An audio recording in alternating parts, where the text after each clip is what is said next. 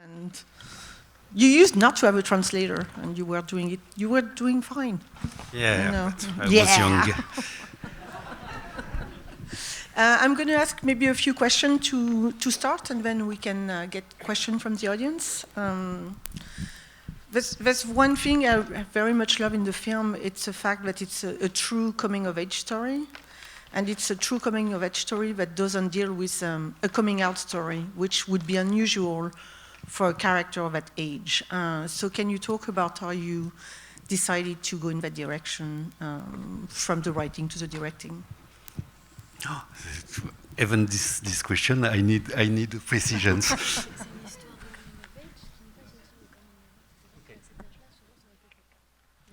Oui, non, parce que c'est. Je tenais à ce que dans le film, comment dire ça, que le personnage, il est à peu près incompétent sur tout.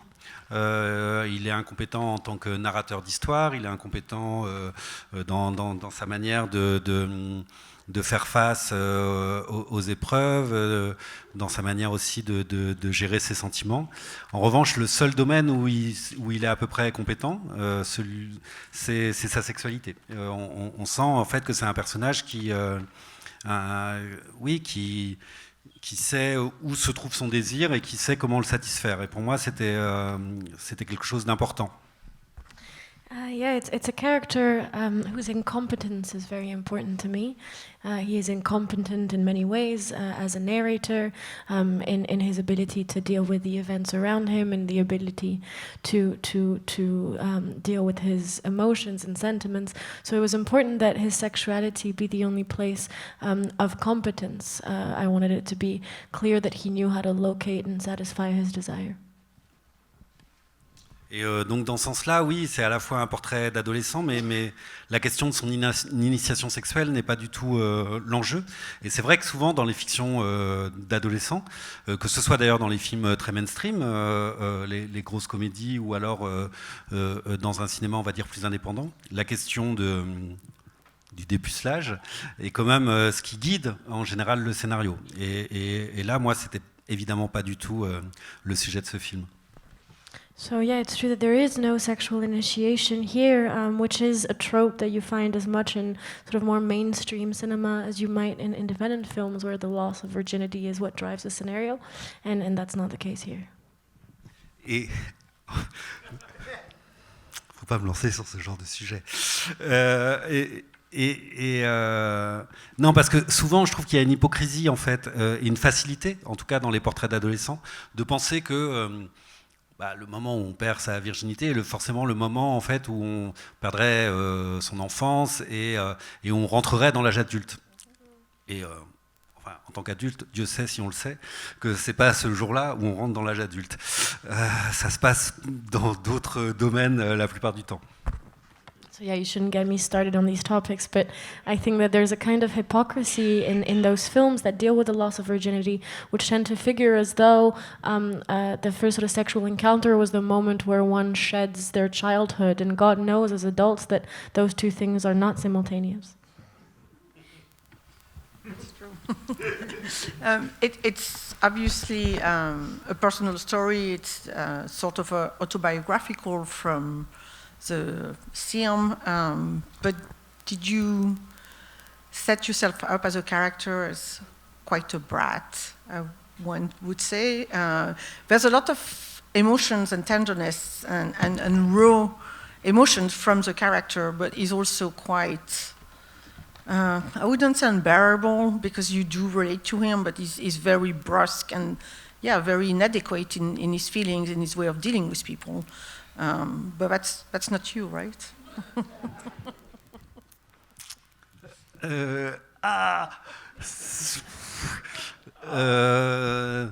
Si, en tout cas, quand j'étais adolescent et au moment où j'ai perdu mon père, à peu près à l'âge en fait du personnage dans le film. Si, je crois que pour le coup, en tout cas, j'avais une espèce de discipline de loyauté par rapport à ça. C'est-à-dire que je voulais pas à la fois excuser le personnage. Enfin, vous voyez, quand on commence un peu à se retourner vers son passé et qu'on a un certain âge, on peut par moments des fois lisser un petit peu et s'attendrir sur soi. Et je voulais vraiment pas en fait de cet attendrissement là. Et donc je voulais que le personnage puisse avoir effectivement quelque chose par moments d'un peu insupportable dans sa manière d'être et de faire. Et en revanche, c'est vrai que j'avais aussi beaucoup de tendresse pour Paul Kircher qui incarne le personnage.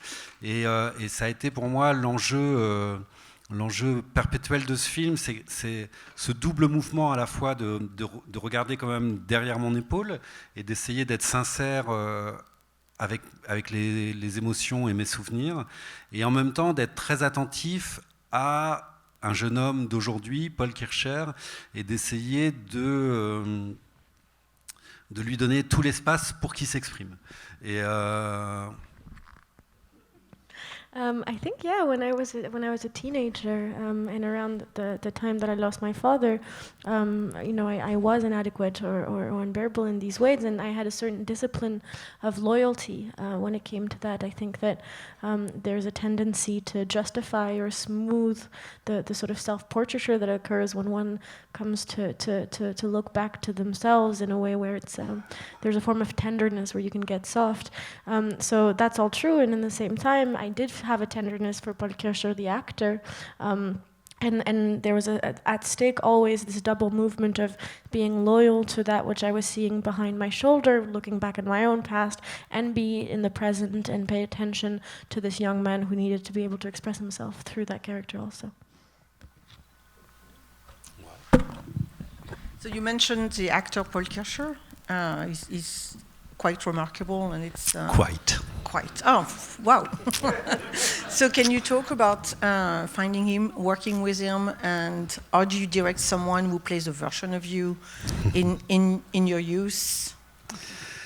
Bah après voilà, les castings, c'est toujours. Je crois très honnêtement, ça vient pas tellement des cinéastes, ça vient des acteurs. Cette phrase est idiote. Bon courage pour la traduire.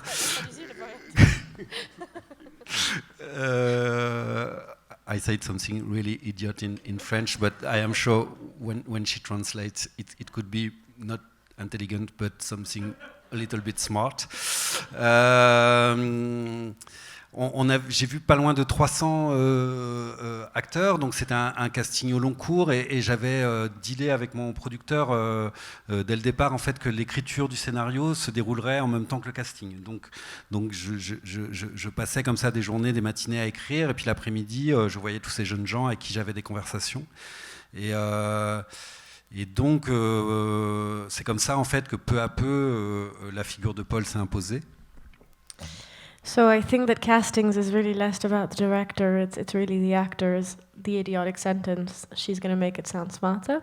I had agreed with my director that we would have a parallel casting process. I saw over 300 young men, and the way that I worked is I was writing the script as I was meeting them. So I'd write in the morning, and then in the afternoon would meet these young men that I would have conversations with, and throughout the Paul Kircher imposed himself. Et en même temps, je dis qu'il s'est imposé, mais j'hésitais vraiment entre lui et 3 autres personnes. Et donc, à un moment, c'est un pari. Je me souviens, le casting était en mois de juin, juillet. Je l'ai appelé au mois d'août pour lui dire que c'était lui qui faisait le film. Et on tournait en décembre. Et je me suis vraiment aperçu, en fait, de l'incroyable talent de Paul vraiment sur les 2-3 premiers jours du tournage, et je m'en étais pas tant aperçu au moment du casting. C'est dans ce sens-là que je veux dire j'ai eu énormément de chance, c'est-à-dire que je pense sincèrement que Paul est un acteur exceptionnel, et que en dehors de son jeune âge, en fait, il est quand même capable il est capable d'exprimer des choses et de le faire d'une manière incroyablement inédite, qui moi m'impressionne énormément. And so, although he imposed himself, at the end it was left between him and 3 other people, and it was a long hesitation. I called him by the end of June to say that he got we cast in June, and in August I told him he got the role, and we only started filming in December. And I have to say that it's not until the first few days of filming that I really came to see his incredible talent. It was a bit of a bet. I hadn't really sort of gotten the scope of this, and I believe that he's an exceptional actor today who expresses things both in a way that is striking striking and also somewhat unprecedented despite his young age. The whole cast is amazing. I mean, you got Juliette Binoche to play your mother, even so I understand your mother would have liked someone else. Maybe you can share more about this. But also, you worked with Vincent Lacoste before, and I remember talking with you and Vincent about his role in Sorry Angel, that for the first time in his career, you made him look like a handsome and good-looking man. We have some question about what you did to him in that film. I don't know if you hate your brother, I don't know if you hate him, but the costumes and the coloring of the hair is quite striking. So maybe you want to talk a little bit about the rest of the cast. Alors d'abord Juliette, c'est vrai que Juliette Binoche, ça fait longtemps que je veux travailler avec elle. Elle fait vraiment partie des actrices françaises voilà, avec qui je rêvais de travailler. Et je lui avais déjà proposé un rôle en fait sur mon deuxième film qui s'appelait Ma mère. Et c'est drôle parce que du coup, ça s'appelait Ma mère. D'ailleurs, elle m'a dit à chaque fois que vous me contactez, c'est pour jouer votre mère d'une manière ou d'une autre. Isabelle Huppert did the role. Voilà, et c'est finalement Isabelle Huppert qui avait joué le rôle. Et en fait, en tant que cinéaste, vous êtes toujours un petit peu inquiet et voire un peu honteux quand vous proposez à quelqu'un comme Juliette Binoche une partition qui est quand même plutôt de l'ordre d'un second rôle. Et elle a accepté avec beaucoup de générosité et ça s'est merveilleusement passé avec elle. Et c'est assez étrange parce que je pense que, comme moi, elle s'est vraiment aperçue du talent incroyable en fait de Paul. Et je crois qu'elle s'est reconnue. Et dans un sens, d'ailleurs, je trouve qu'ils ont presque des ressemblances physiques. Et que je vois quelque chose en fait dans Paul qui me fait penser à Juliette dans Rendez-vous. Et je voyais aussi que Juliette se disait que Paul était en train de vivre une expérience de révélation par le cinéma et qu'elle avait vécu le même genre d'expérience avec André Téchiné dans Rendez-vous, à peu près à l'âge qu'avait Paul, à une vingtaine d'années. So working with Juliette Binoche was a dream of mine. I'd already proposed a film for her, my second film, which is called My Mother. So Ma Mère, which is funny then because she said every time I contacted her, it was to play her mother one way or another. There's always, as a filmmaker, a slight worry or anxiety when you contact an actor like her to propose a score that in some ways is a supporting role.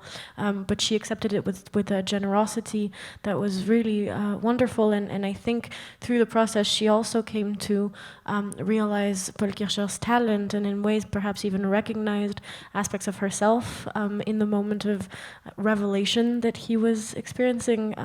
For her, I find that they have a kinship that is, in sometimes physical terms, I think they look like each other in ways, and I think that Paul in this movie makes me think of her in Téchiné's Rendez-vous, where she's about the same age.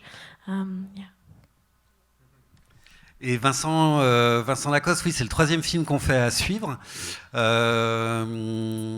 Donc à chaque fois, j'essaye quand même de lui donner des silhouettes différentes. Et donc là, c'est vrai qu'à un moment, je me suis dit que ça allait jouer sur ses cheveux et sur une blondeur. Je me souviens de l'avoir envoyé une photo en fait par iPhone. Il disait j'aimerais bien que tu ressembles à ça. Et donc c'était avec un garçon décoloré. Il m'a répondu haha le Christ, très drôle. Et je lui ai dit bah si, c'est vrai. Et voilà, et j'ai de la chance que Vincent me fait confiance complètement. Et donc voilà, donc il s'est retrouvé avec cette crête étrange. And with Vincent Lacoste, yeah, we've worked together a few times, and I do try to always change his silhouette. And in this case, I thought it'd be a hair affair, and so I sent him a text picture by text of this kind of hair color, the discolored blonde, to which he answered, haha, very funny, and I had to tell him it was true, and so thankfully he trusts me enough that he ended up looking like that. Et je pense que c'est vraiment aussi parce que voilà, on a fait 3 films ensemble et le rôle est plutôt assez dur pour Vincent. Vincent, la plupart du temps, quand les cinéastes l'invitent dans leurs films, enfin le choisissent, c'est souvent pour profiter de sa bonté. Vous voyez, Vincent Lacoste, il incarne une bonté des personnages. On ne peut pas imaginer Vincent Lacoste méchant, mauvais dans un film. Il y a quelque chose chez lui comme ça qui rayonne et qui est très doux. Et moi, ça m'intéressait justement d'aller travailler sur la violence avec lui. Et je trouve qu'il le fait avec beaucoup de subtilité et beaucoup de force. And so it's our third film together, and this role was hard for him, or outside of what is usually asked or enjoyed in him by other filmmakers who tend to cast him for an aspect of his goodness. He is a sort of soft glow that is very different from the violence or the forms of violence that we explore here together, and I find that he approached that with a lot of subtlety and a lot of strength. You forgot to mention a very interesting character in Erwan? the film. Yes. Lilio? No. Ah, okay. Oh yeah, the best actor in the movie. Best actor in the movie. I know, in very Hollywood film short too. part, but so strong. I prefer speak with Lilio, about Lilio first. We can speak about Lelio. Non, ce qui était avec Erwan, ce qui était assez émouvant, c'est que c'est la première fois qu'il était filmé. Après, il a fait le film d'Irasax, justement, et donc il était très tremblant. C'est quelqu'un qui vient pas vraiment, enfin qui vient pas du tout du cinéma. Et là, pour le coup, c'est vraiment voilà en cours de casting et donc du coup il y a forcément une sorte de déséquilibre quand vous prenez des gens comme Juliette Binoche, Paul Kircher, pour qui c'était évidemment un premier film, ou Erwan Capoer, qui était aussi en fait un débutant. Et donc forcément, en tant que metteur en scène, vous vous adressez pas de la même manière en fait à tous, et vous travaillez pas avec chacun de la même manière. Mais Erwan, j'ai l'impression en fait. Le genre d'acteur qui manque beaucoup dans le cinéma français, et je lui prédis vraiment, enfin j'espère pour lui qu'il va se retrouver dans beaucoup de films. So for Erwan, it was really a first experience of being filmed at all. Before, after this one, he was in Irasax's movie. And so he came in that newness with a kind of tremor or tremble for not having been from cinema before that. And I think there's always an interesting difference in balance to strike when you're working on one hand with people like Juliette Binoche and then newcomers like Paul Kircher or Erwan, where you don't address them the same way as a director and you don't work with them in the same way. And so, I mean, I think Erwan is is a kind of actor that is missing largely from French cinema, and I wish him a lot of work from now on. Now you can talk about yourself. Alors, non, mais c'était un choix qui était un choix qui s'est un peu imposé, c'est-à-dire que cette séquence correspond assez à des, enfin correspond aux derniers souvenirs que moi j'ai de mon père, parce que c'est la dernière fois que j'ai vu mon père, c'était pendant ce trajet en voiture et cet accident raté qui précédait malheureusement un accident tout à fait réussi plus tard. Et donc j'aurais trouvé je me serais senti indécent, je pense en fait, de proposer ça à un acteur. Et donc j'ai décidé de le jouer aussi parce que je me suis dit qu'aujourd'hui, voilà, sur Terre, la personne qui ressemble le plus à mon père, c'est certainement moi, physiquement. Et puis que je sais qu'on manie pas ce genre de... c'est pas inconséquent de faire du cinéma, malgré tout, pour les cinéastes, et c'est pas inconséquent quand vous travaillez en fait sur vos propres souvenirs, c'est-à-dire qu'il y a toujours le danger que la fiction vienne se substituer au réel, à votre mémoire, et donc pour moi c'était vraiment important que je m'inscrive dans le plan même. It was not, I mean, it was a decision that sort of imposed itself. It does happen that these sequences, these scenes are the last memories that I have of my father in that car ride where an accident was failed before, unfortunately, soon after another accident was very much a success. And it would have been indecent to ask another actor to do that in my stead. I also had this idea that, today on Earth I'm perhaps the person who most looks like my father, and so there was a kind of natural development there. And then lastly, it's the fact that making films is never without consequences, and there's always a risk that the creation of a fiction is going to come and replace and substitute itself for the memory. So once you start to touch these memories, I wanted to make sure that I was inscribing myself in that frame of that fiction that might replace what was. Because you also play in your previous film, and you play yourself. Yes, in Guermantes. As a theater actor. Voilà, et certainement que ça m'a un peu décoincé. It was about time. Je ne sais pas si ça existe le mot décoincé en anglais. Courage. It hindered me, yeah. Okay. En tout cas, ça m'a décoincé et puis ça m'a mis dans une position aussi de proximité avec les autres acteurs dans Guermantes. Et puis parce que c'est aussi intéressant de se montrer incompétent face aux acteurs. Vous voyez ce que je veux dire? La question quand même de l'autorité du cinéaste, de son pouvoir sur les acteurs et donc de l'abus de son pouvoir est une question qui interroge beaucoup les cinéastes. Et quand en fait vous vous présentez incompétent en tant qu'acteur face à d'autres acteurs, en fait, ça vous met en fait dans un sentiment de fragilité par rapport aux acteurs qui crée du coup un lien très fort avec eux. En tout cas, j'ai pu l'expérimenter sur Guermantes. Et c'est vrai. In Guermantes, then it was sort of like a loosening up experience to allow myself to feel that proximity with actors, in declaring or avowing or showing myself to be incompetent in front of them, which as a director, where the question of authority and the question of the power and the authority that I have over them, and of course the question of the abuse of power is always kind of lingering. The fact of as an actor showing flaws is something that created a bond that I got to experience in that first film. Et il se trouve en fait que le tournage, on a démarré avec ces scènes de voiture, ces 2 scènes de voiture. Donc Paul et moi, on était tous les deux à la place d'acteur. Donc j'étais aussi tremblant que lui, parce que vraiment je suis un mauvais acteur.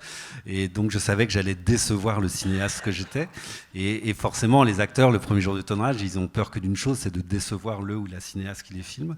Et ça a créé beaucoup une très grande complicité entre nous. Et puis, je crois aussi que dans un sens, de jouer le rôle du père, symboliquement, ça lui montrait à Paul qu'il avait l'espace complet pour jouer le rôle du fils, qu'il ne s'agissait pas de m'imiter, que moi, je lui laissais l'espace du rôle du fils, et que j'étais forcément passé ailleurs, du côté d'un père absent qui regarderait cette histoire de loin. And so the 2 car scenes were some of the first that we shot at all, and so that was good because, on the first day of shooting, that the worst fear any actor can have is to disappoint the filmmaker. And so I was trembling as much as Paul was, because I knew that being a terrible actor, I was going to disappoint the filmmaker also. And so being in that position together, both sort of forged a complicity and a solidarity between us, as much as also gave him by taking on the role of the father, I think gave him the space to know that he could fully incarnate the role of the son, that he didn't have to imitate me, that I had moved on to a different role, which is that of the absent father.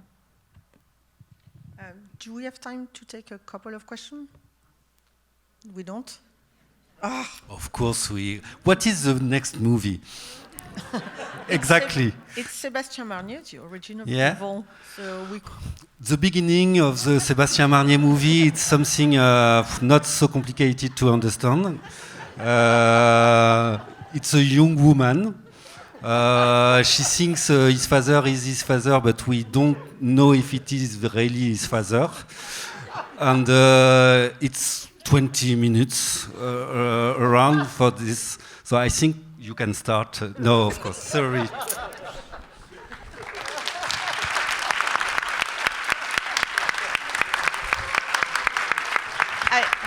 I really wish we had more time because I had more questions, but I would like to bring Adeline on stage for final Q&A. Yes, for the end. Adeline, you have to come. We want to thank everyone for coming for Rendezvous, and it was... No, you can stay, Aïssa. Okay, now Adeline has to take her jacket off. And we want to thank everybody. Thank you. It was great to have you. Thank you, Christophe. Thank you so much.